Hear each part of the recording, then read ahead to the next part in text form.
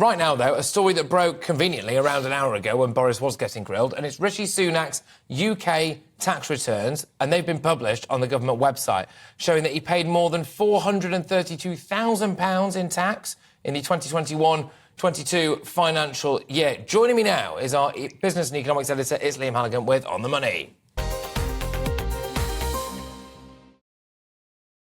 Right, Liam, what's the damage? There'll be eyebrows raised about the timing of this, of course, Patrick. A good day to bury bad news, some may say, with all eyes, obviously, on Boris Johnson.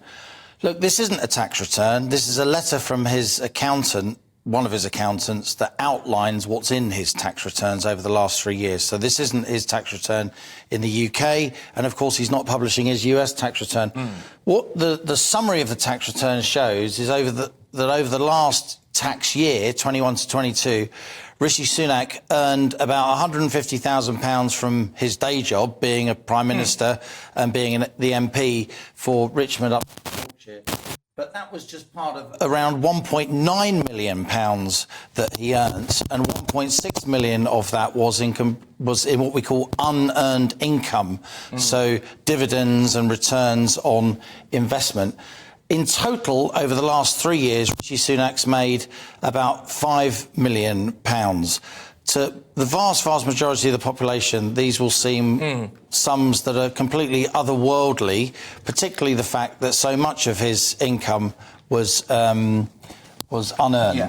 So this is a major problem, potentially, for him in terms of image management.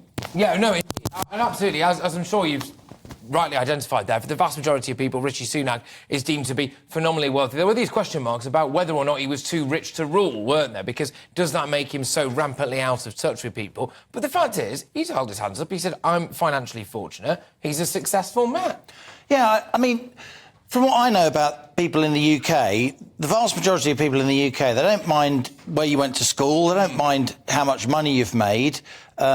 They think, oh, if my kids could make that much money, right, good on them. What they do care about is propriety, people's affairs being in good order, and people being open and honest. I think most of that will apply in this case, but I do have to say the timing of this looks a little bit fishy, and also the fact that he's only publishing a tax return from one of the jurisdictions, from one of what we know of the two jurisdictions where he does actually submit a tax return. So why does that matter? Do you think that he is just very, very concerned about the fact that the true extent of his personal wealth, and presumably his wife's personal wealth as well, would be off-putting to voters, or does it imply that there is something that he doesn't want getting out there? I think it's certainly the former. That's why he persuaded his wife to change what we call her non-domicile status here in the UK, to pay more tax in the UK. She wasn't breaking any rules. She wasn't doing anything illegal. It was a question of how it looked to the outside world.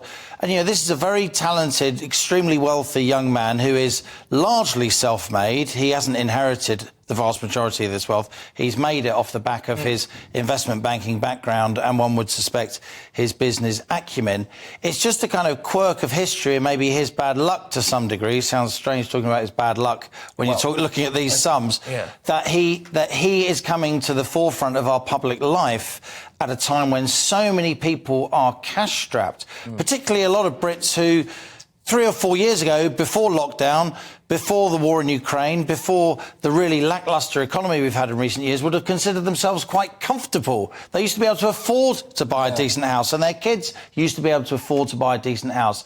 At a time also when so many younger people have so little capital, so little chance of accessing, you know, the housing market, building some wealth for themselves when they're paying rent, quotes, to the man, then you're going to have a lot of people looking at these numbers and thinking, could this guy ever really understand my life? Yeah, can he relate? Can he relate? Yeah, exactly. Well, Liam, look, thank you very much for that.